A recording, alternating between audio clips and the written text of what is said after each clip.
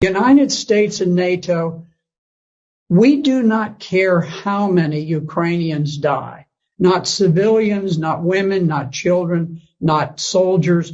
We do not care. It's become a great football game. We've got our team, they've got our team, rah, rah. We want to get the biggest score and run it up. And, we don't care how many of our players get crippled on the playing field, as long as we win. Now, we are shipping fantastic quantities of weapons. It's caused the stock of Raytheon, which creates missiles, and Northrop Grumman, which creates aircraft and so forth, and missiles. All of these defense industries have become tremendously bloated with tax dollars. I don't think it's ultimately going to change the outcome. I think that Russia will prevail. The Ukrainians are in a very awkward strategic position in the east, but if you look at the way that this unfolded, President Putin made a desperate effort to stop the march towards war.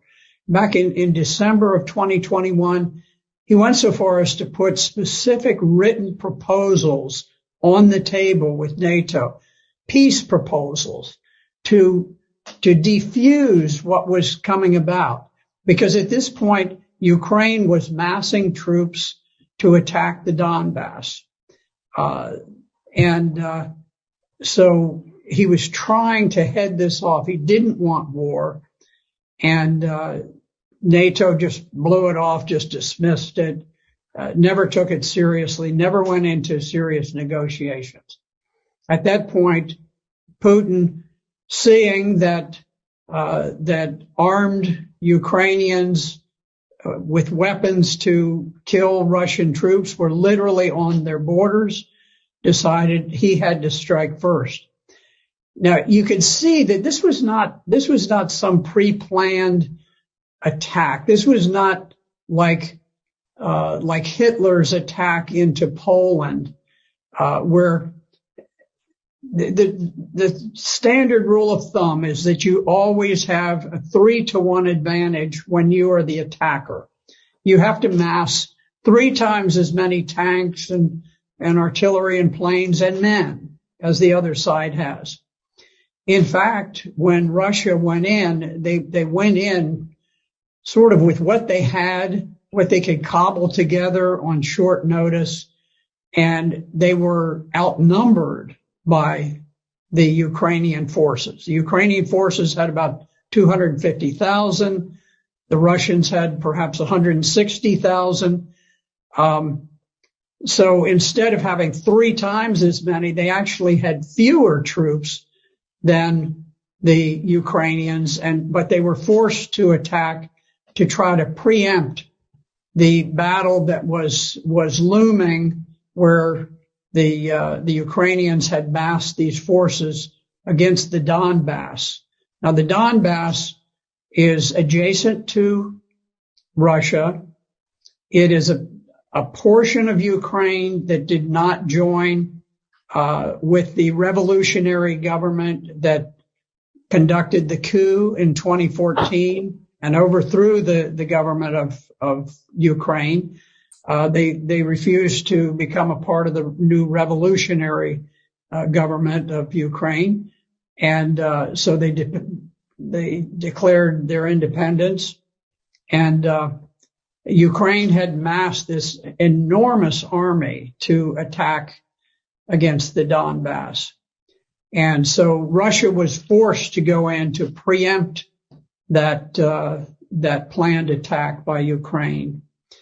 And you could see that Russia very much hoped that they could conduct this special operation without unduly causing casualties for the Ukrainians, because they they think of the Ukrainians, or at least they did think of the Ukrainians as brother Slavs, that they wanted to have good relations.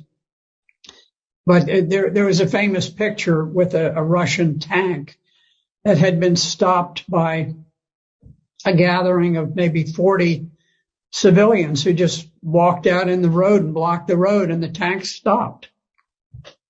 I can tell you, in Vietnam, if we had had a bunch of people who stood in the way of an American tank going through, that tank would not have slowed down in the slightest. It wouldn't have honked a horn. It wouldn't have done anything. Wouldn't have fired a warning shot. It would have just gone on. And I think that's more typical. I'm not criticizing the Americans. I was there and I was fighting, and I probably would have driven the tank straight through myself. But what I'm saying is that the rules of engagement for the Russians were very, very cautious. They didn't want to create a great deal of hatred and animosity. The Russians did not go in. They did not bomb the electrical system, the media systems, the water systems, all of these, the bridges and so forth. They tried to retain the infrastructure of Ukraine in good shape because they wanted it to get back. They just wanted this to be over with and get back to normal. It didn't work. The Ukrainians, the resistance was unexpectedly hard. The Ukrainian soldiers fought with great valor, great heroism, and so now the game has been upped and it's become much more serious. But it is amazing to look and to see that Russia dominates the air. They haven't knocked out the train systems. They haven't knocked out power plants.